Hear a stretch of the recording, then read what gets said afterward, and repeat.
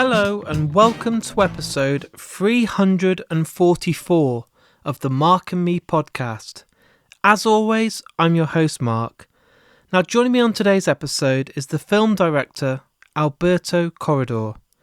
Now on today's episode, it's quite a unique story because the director made a short film that then persisted for many years to make it his first proper debut feature. And this film's called Baghead.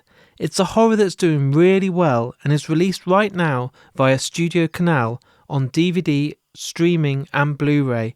And it's a really interesting, great horror film that I think most of you out there will absolutely love. It's by the producers of It and Barbarian and is just a really all-round great concept. I won't spoil it in great detail, but the interview will be coming up in just a couple of minutes' time. As always, you know the score on each and every episode of Mark and Me. I always like to use the intro just to basically touch base and talk about my previous episode. On episode 343, I was joined by Natalie Byrne. I'd like to say now a massive thanks to Natalie for sharing it on your socials. It went a massive long way to your huge fan base, and it was a great episode that I really enjoyed. But today, it's all about Alberto. This for me is a really interesting chat. I really love his open and honest opinions. I really like how vulnerable he is, and he talks openly about the struggle of reading reviews and basically going against those horrible trolls online. But the interview, I'm not going to tell you any more about. I just want to get straight to it. So here's me and Alberto talking all things horror. So Alberto, thank you for joining me today on the Mark and Me podcast. Thank you for having me.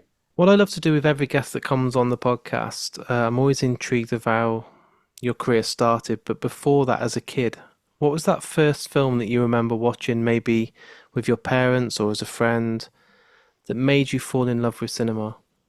I always been asked this question, and I struggle to really think of that first movie that had a huge impact. I think it should have been something from the really old black and white Universal horror movies, or it could have been something from Hammer, because in my house, my mom, for all, is a big horror fan, and she likes watching any of those movies.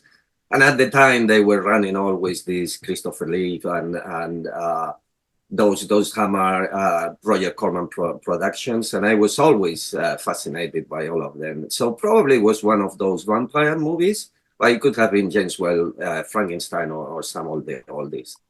So were you a big fan of horror at an early age? Were you kind of drawn to it thinking, I like the characters, I like the story, I like the fear? I always was into sci-fi and horror. Yeah. I liked also thrillers, but I think genre was always my cup of tea. It's as I say, I was with my partner in crime, my mom, because she always wanted to stay up late and watch movies and so on, but she couldn't do it on her own because she found it boring. So I was the one available, so I always blamed her. That's amazing, because my mum and dad were the opposite. I'd want to stay up and watch those horrors and watch the films like Silence of the Lambs, and because I was so young, they wouldn't let me, so I had to like sneak off and borrow my friends that had like Alien 3 and Aliens on video cassette, but I remember them scaring the hell out of me as a child.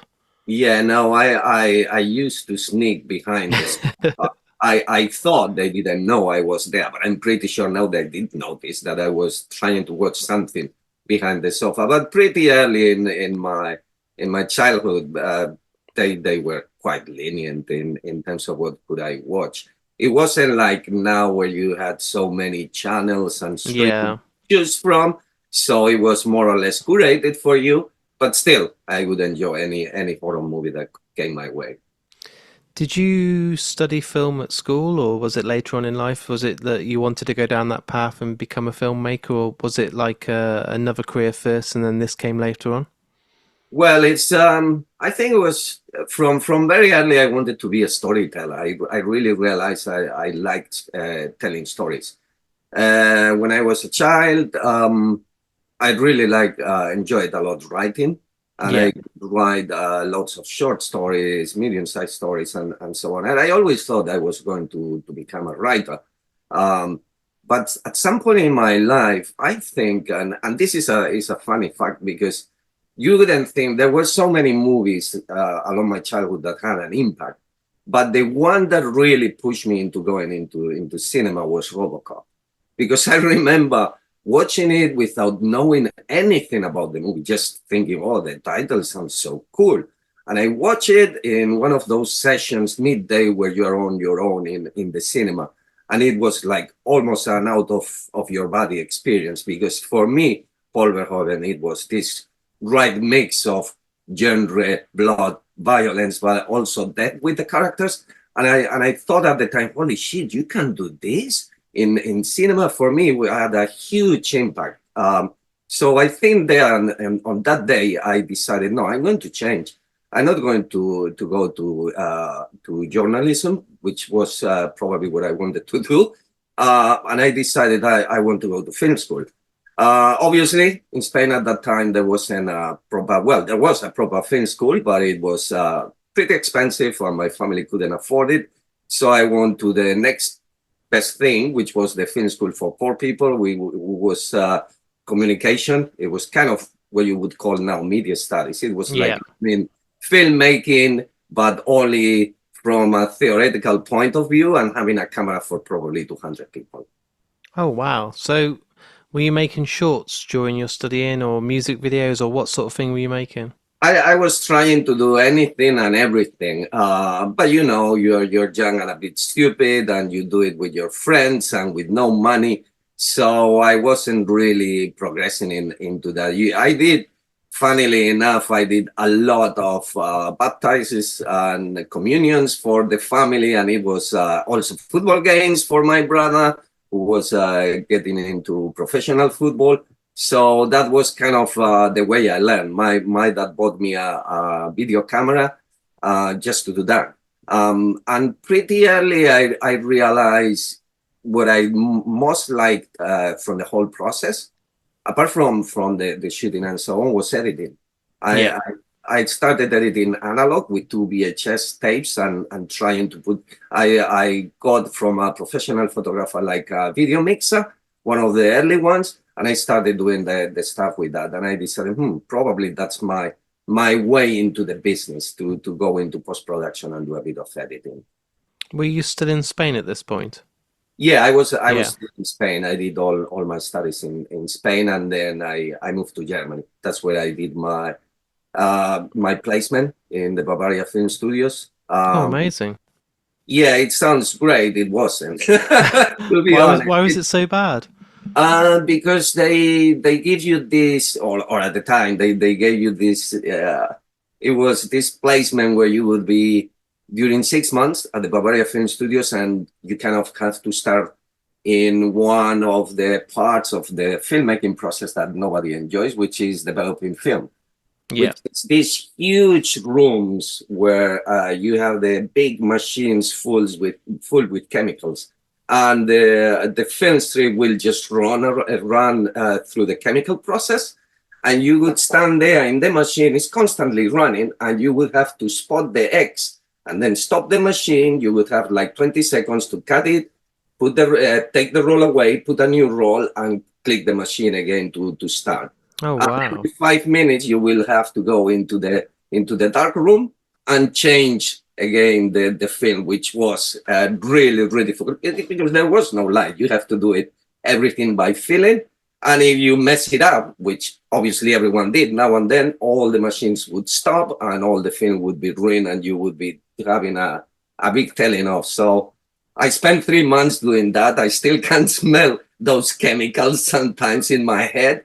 And then they put you to learn a bit of editing, which was great. And through that placement is when I started just becoming an editor in Germany, and then I moved to England, to London, and yeah, that's more or less how my professional career started. So obviously you're skilled in editing. You're also a producer, directing, and screenwriter. What was your main objective for yourself? What was it you wanted to do?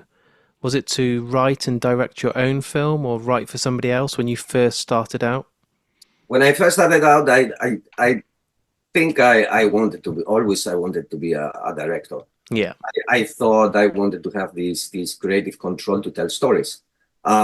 Later, when you start working and so on, you realize, oh, maybe I could be an editor, maybe I could be a screenwriter or even a producer. But I still think that there is this thing in me where I think, and after the process of making your first feature is when you realize, okay, now I know more or less what I want to do.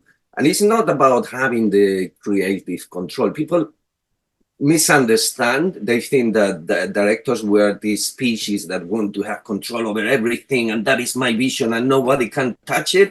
I don't think it's like that. I think that you realize after having your first professional experience that you need to have the involvement because it's a long process. It's very hard. It takes a lot of time, and you really need to be highly motivated and really close to the material so you can push it through. So having this creative input in the story or trying to carry this vision through all the process, all the steps in the process, I think is what is important. So what did you do to get yourself seen? Was it to make a couple of short films and then hopefully people see your potential? It was the reality is I think at some point I had my own production company in London, and I was doing a lot of corporate and commercial work. It was going financially very well, but at some point it hits you like you always wanted to do this. Yeah. So I think I have of this pre-midlife life crisis moment where I thought, shit, I have to do something or otherwise it's not going to happen. You will get old, you will look back and say, oh, I missed the opportunity. So I decided, no, you know what? I'm going to save a little bit of money and I'm going to make a low budget horror film. Because I knew if you do a low budget horror film, you always have a commercial avenue and festivals to take it there and show it to people. So it wasn't my intention to do a short. But then you meet people. I met another two directors and we say, okay, why don't we try to help each other and we each do a project? And at the time, I got the script for the short film Baghead from Lorcan. And when I read it, I thought, shit, I didn't want to do a short film, but this is great. I mean, the story is so good, but for all the character could be iconic. Straight away, you can see it is something fresh, is something new, is something that is going to get people interested. So with these two other friends, we did 3 different short films. Mine was directing as Baghead, and for the other 2, I was doing first AD. I was doing also a bit of editing for them, but mainly producing. And then we took it to festivals. I knew for experience, because I did shorts before, but it's nothing that you want to show anyone. Because again, you always keep making the same mistake. You get your mates, you get your friends, and then you realize when you look at it, it's falling apart. It doesn't work. So for Baghead, I had already penciled a budget. I wanted to do it for at least $5,000, and ended up costing me more than 20. Not in terms of the production. The production I shared the cost with Lorcan, who was producer, and we pitching from Shorts TV. We got a bit of money there. So in terms of the cost of the movie, I ended having a budget of around $8,000. But I knew that is only half of the story, because then if you really want to be seen, you have to take it places, you have to take it to festivals. But on top of that, you have to go to festivals, because it doesn't matter if you send your movie and your short film, people watch it, you might win a prize even, but nobody talks to you, nobody sees you. So I spent, after shooting it, after that 18 months going to festivals, trying to be seen, trying to talk to people who could move this forward. Because my idea from the beginning with Baghead is that was a proof of concept. I knew that the short, it was as a self-contained short, was very good, but it was also like a business card. This is the character, and we can expand it, and this can be a feature, and it can be even a franchise, because in this business, people love hearing that it could be a character that you can squeeze more out of it in more stories. But for me, it was important that I can take it, go to festivals, and meet the right people. And that's what happened. And actually, to be honest, it happened a bit faster than I was expecting it to happen. But yeah, everything went well. So was it that you found people that wanted to invest in it and then make the full production of the film instead of just a short? So were you trying to get people to buy the rights to then make an Correct. actual full production of it? Correct. You always go with this idea that you might expand the story this direction. There are two possibilities that people see what you do as a director and they like it, they like your style and so on, and then you get representation and they try to get you attached to projects. You talk to people and maybe something is done. And the other thing is that they also watch the short, they see the character and say, yeah, we're interested in buying the rights of this character. It's something really cool. And that's what happened. That's what happened. I didn't know at the time. I knew there were short films that had been transferred into features, like for example, Mama or Yeah. Whiplash. They were born as short films and they were expanded. But I didn't know that it was quite a niche in Hollywood for production companies. So I met the guys of Good Fear, which actually did specialize in doing that, in taking short films, horror short films, and making it into feature transfers. I ended up not doing it with them because Jack Wagner, my manager, split from Good Fear, so I went with him. But yeah, it started all there. Because you sold the film quite quickly and people then invested for you to make the full story of the Baghead movie. Did it happen too quickly? Were you prepared? Were you ready, or was it quite a jump? Because it must be quite scary, the fact that it was such a quick sale, it was a quick production for you. Then you must have been quite surprised by the fact that people wanted it so quickly. Um, it was 50-50. I mean, you're always hoping that that is going to happen Yeah, kind of fast. To be honest, the optioning of the show happened quite fast, but that doesn't mean anything because many scripts are optioned and many stories are optioned, and then they get never made, and you don't see any money from them. So it's that kind of business until really is green lighted. You don't really know if you're going to make the movie. So in a sense, it was fast. Is it got us a bit off guard because Lorcan and myself, we wanted to have a script already ready to sell whenever we meet the right people. But Lorcan was moving to New Zealand, and I was doing the whole festival run when this happened, so we couldn't. And when things happen, it always you always have to kind of pay the price for learning it because the process, even if people tell you what is going to happen, and even if you read books or watch movies about the whole process and whatever, until you experience it, you don't know what is coming to you. yeah. And it really hits you hard. And we we had difficult moments at the beginning also because while we were in the process of setting it up and finding a right that the studio and the producers liked, to find the concept to make the transfer to feature, then also COVID hit.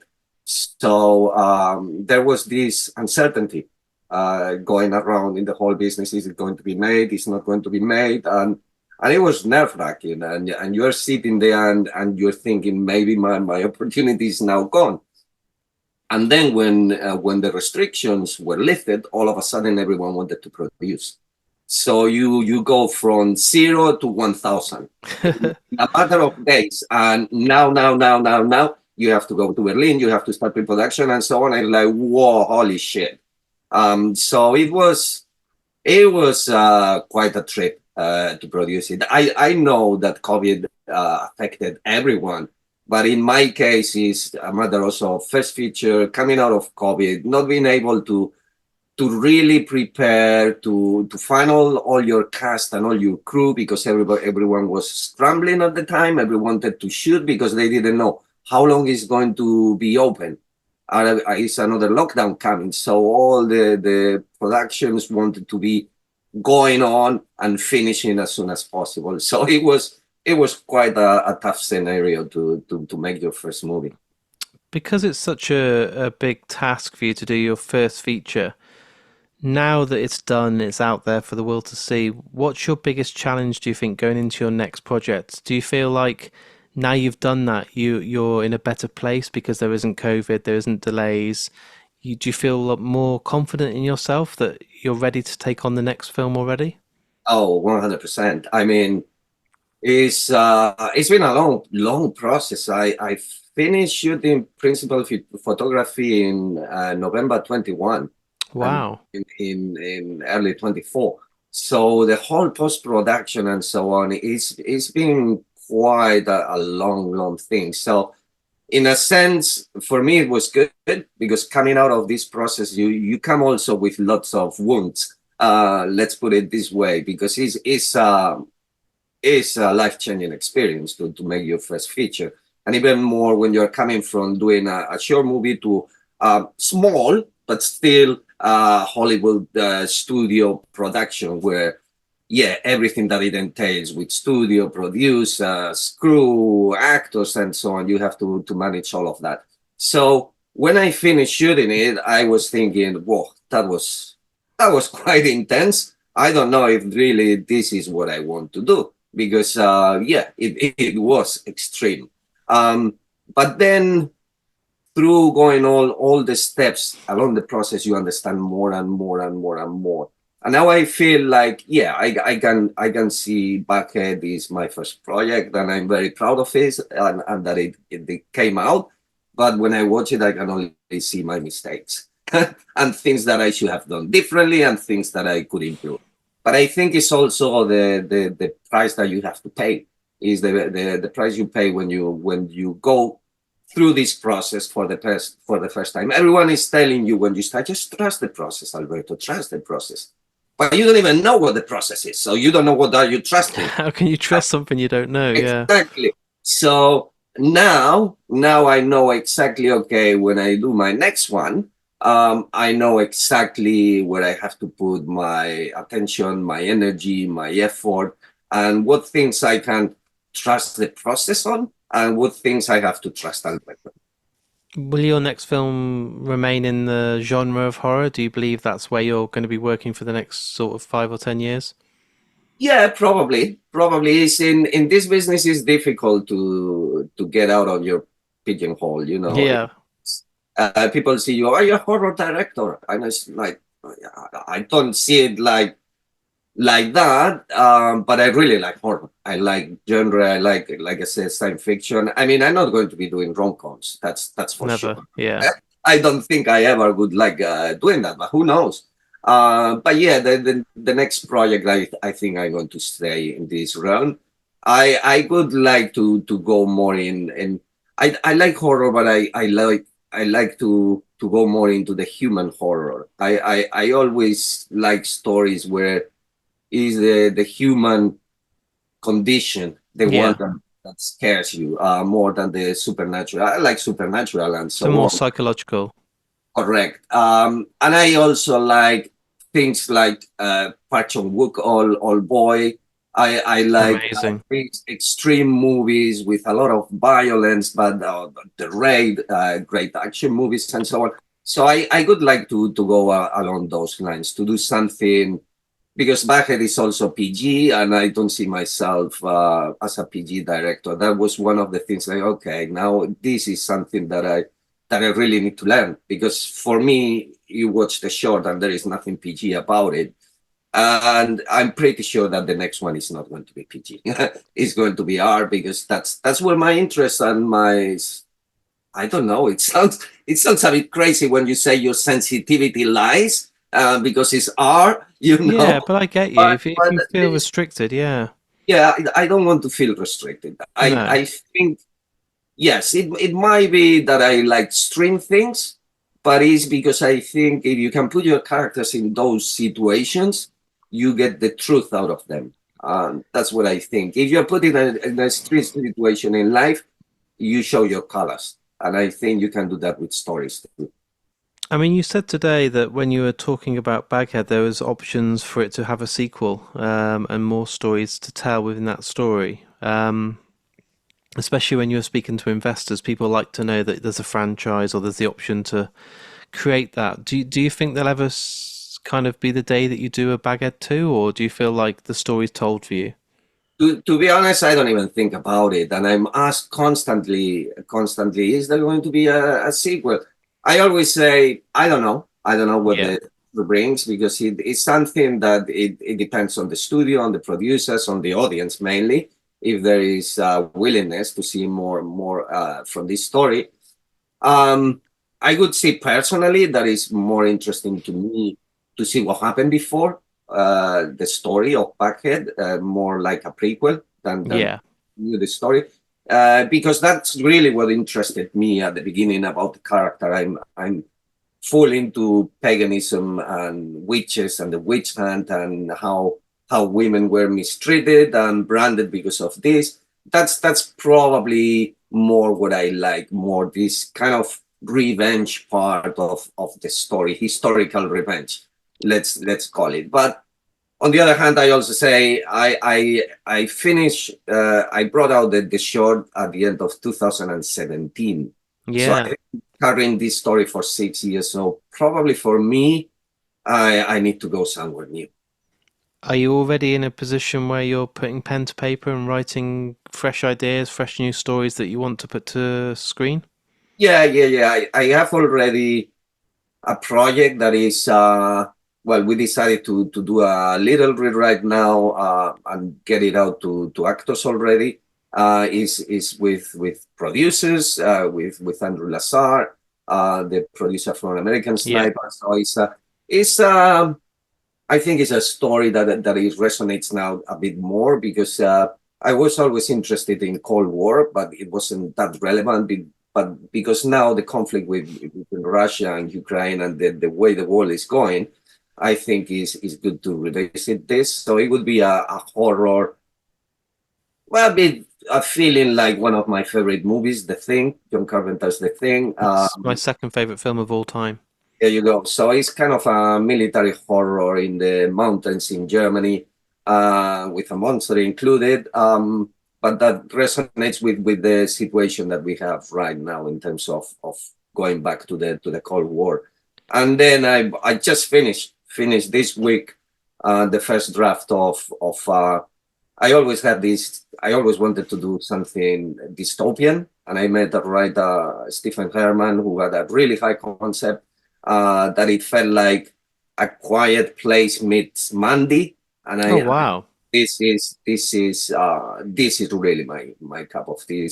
Like I was telling you before, I like these extreme situations. It's also about family, which is one thing that I think works very well in stories for all when it's horror.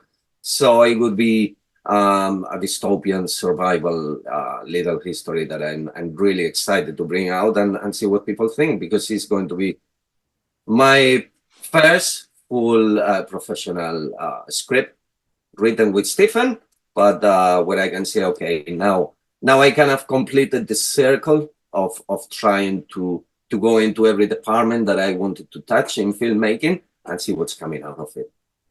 You mentioned then John Carpenter's The Thing. Obviously, for 1982, when that was made, the practical effects are miles above where they were at that stage. I think they produced miracles with what they did. Is that something you would consider in your future films to do more practical effects, a lot more waxwork and puppetry and stuff like we've seen in John Carpenter's films? Is that an influence that you'd like to adapt to your work? I I had from the beginning with Baghead, I said I would like to do everything as practical as we can with Yeah, the, because I think there is more truth to it. If you get it right, you really get it right. Even yeah, if people can see, because you can see the thing now, and it's something that I revisit at least every other year, the movie, and it's like, yeah, they are aging, the visual effects, but still hold. yeah, You can watch many movies now and series where it's all digital and is more money involved and so on, and they're worse. than those effects that were made like 30, 40 years ago. So, and after the experience with Baghead, I think there is a sweet spot. Now the sweet spot is have your basis practical and then just enhance digitally. Because there I are love it. many things where you can really retouch and get exactly what you want. And it's another thing that I learned through the process, that if I had known it before, I would have approached it in a different way. But you just live and learn. But now I know I want to do it like this. It's like in Baghead, everything that you see with the witch is prosthetics. And you have a good prosthetic artist like Berga that we had, and it's fantastic because then you push it a little bit more with this digital makeup, they call it, the VFX houses and so on. And the combination of both of them, but I think relying a bit more heavily in the practical, is fantastic. My final question for you today, and what I do on this podcast to keep it as original as I can, is every guest that comes on gets to choose a piece of music or a song that's played at the very end. So after our interview's all done today, it's all edited, it's all wrapped up, but one song can play, and that's down to you to choose it. So I know I'm putting you on the spot, but Alberto, is there a song that you love that you think would be great today to put on the end of today's interview?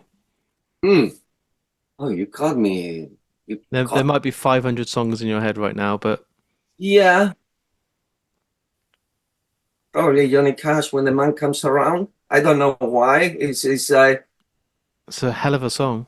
It's, it's because when I write, I create this playlist, Yeah. and I have it in kind of repeat for the past few months where I was writing the script, and it's one of these songs that is like, I don't know, there is some truth to it. It's even if you're not I'm not a religious man, but I think it ties up very well with the genre and with this kind of the Judgment Day in a way. I love it. Thank you for your time today. It's an absolute pleasure to have you on. I think your story of creating a short and then 6 years later finally getting that to be your first feature, there's not many people that do that. It's a battle for you to get that kind of over the line. But the fact you've done it, it's now out there, it's released. It's a great film. I've been able to see a screener of it early. It's a huge congratulations to you. The hard work has paid off. Your determination must be so strong because it's easy for people to give up. You know, if the first hurdle someone says no, or you go to a film festival and people don't rate it, and a lot of people just think it's not for me, but you kept going, and that's amazing. And I think your career ahead of you is going to be wild because there's so much that can come from you still. Thank you very much. It's probably the starborn gene from my parents. That's what you get from it. It's amazing. Good luck with the rest of the press. Good luck, obviously, with the reaction to the film. I've seen a lot of reviews on IMDb, and it's very mixed. I've seen some great, Yeah, great reviews. There's a few people that are cruel, but you're always going to get those people. Those people are always yeah. there, you know. But the people that matter, the actual proper horror fans, are really loving this, and I'm really excited to see what's coming next from you. Thank you very much, and I hope the next one is mixed, but a bit better Of course. in terms of the reviews. But yeah, I know what you mean. It's some of them I really think, okay, you didn't like it, but do you need to be so mean? It's sometimes it's like that. But That's you're never going to get a life without those people. They just enjoy it, and some people will put you down even before they've seen the film. They just like to be cruel, so just try and ignore them. yeah, no, I already have my few months of going through this pain, and now I realize, okay, the best thing that you do is not to read anything unless someone tells you you have to read this one, because normally it means it's a good one. Yeah, but I'm sure I've learned from going to Fright Fest and being in the UK scene of films. I know I'll meet you again one day. When your film next is written and ready to go, let's sit down again and talk. And you're more than welcome to come back on whenever you like. Thank you very much. Thank you for having me. So there's my interview with me and Alberto. I think he's really open, really honest, and I really enjoyed listening back to this one when I edited it. I really enjoyed just basically how he talks so openly about the struggle it is to get a film over the line, but also how rewarding it is when you actually get that milestone and it's a great debut. I urge you all to go and check out Baghead. It's available now, like I said, on DVD, Blu-ray or streaming platforms. And when you've watched it, if you've enjoyed it, let me know. You know the score. You can go on markandme.com, and on there's links to Facebook, Twitter and Instagram. I read and reply to every single comment. Drop me an email. That's also a link on markandme.com, or just let me know what you think. I really enjoy reading everyone's feedback. And if because of Mark and Me you've discovered a new book, a DVD, a Blu-ray, a movie, a certain album, then I know I'm doing my job properly. And that's what I love doing on this podcast.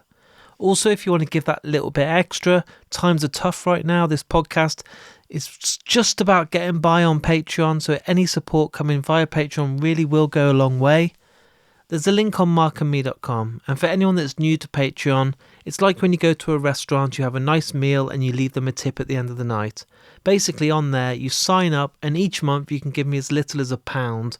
For that, in return, you get an exclusive episode called The Lost Tapes, you get a welcome pack which includes some stickers and some badges, a monthly newsletter, and an opportunity to win exclusive prizes just for Patreon each and every month. As always, everyone, it's not slowing down anytime soon. I think the way it's going at the moment, you're going to get a brand new episode every couple of days for the next few weeks, because I've got a huge backlog I want to get through, and there's some incredible stuff to share with you. I'm going to go now because genuinely I'm going to get straight back into the edit of my next episode. Genuinely, it's that busy. And what I just want to say now, you may hear it on each and every episode, but I thank you so much from the bottom of my heart for listening to these podcasts. The world out there is full of podcasts, so you taking your time to listen to me talk to these guests each and every week means the world to me. I really don't say it enough, but I hope you all really do understand from the bottom of my heart how grateful I am. Right, I'm going to go now, so until the next time, go and watch Baghead, look after yourself, take care, and I'll speak to you all very soon. And I heard, as it were, the noise of thunder. One of the four beasts saying, "Come and see." And I saw, and behold, a white horse.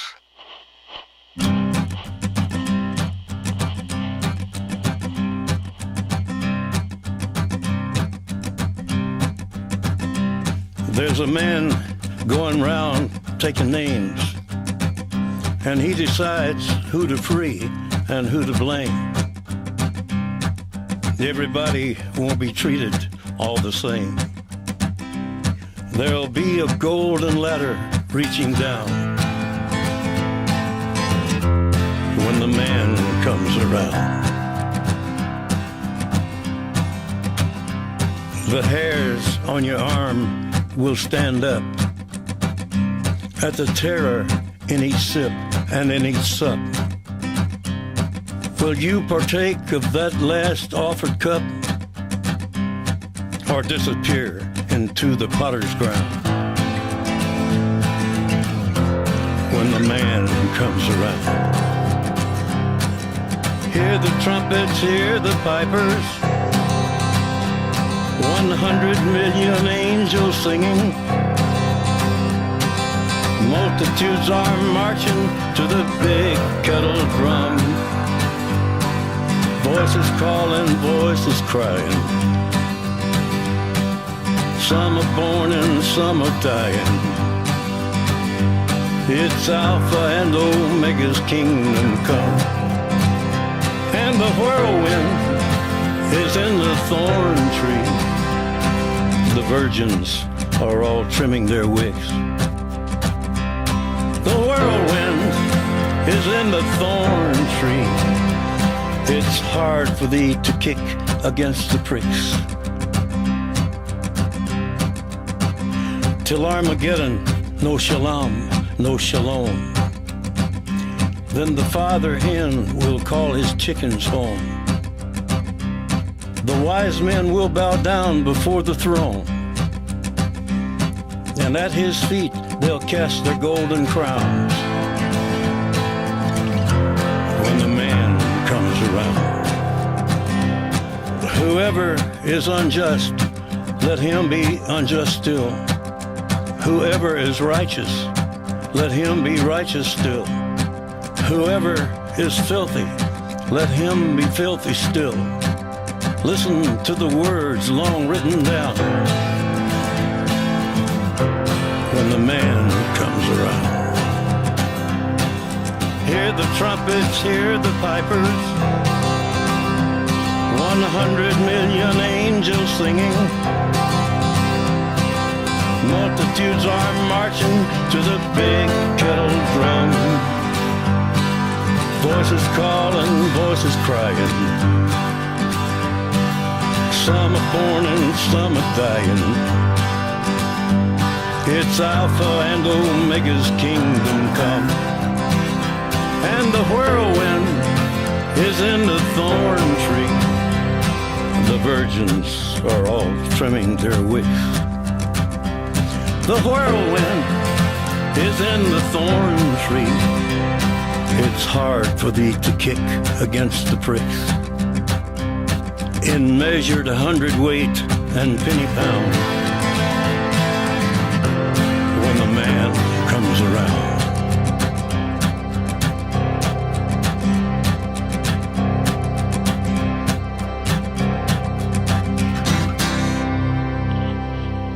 And I heard a voice in the midst of the four beasts, and I looked, and behold, a pale horse, and his name that sat on him was Death, and hell followed with him.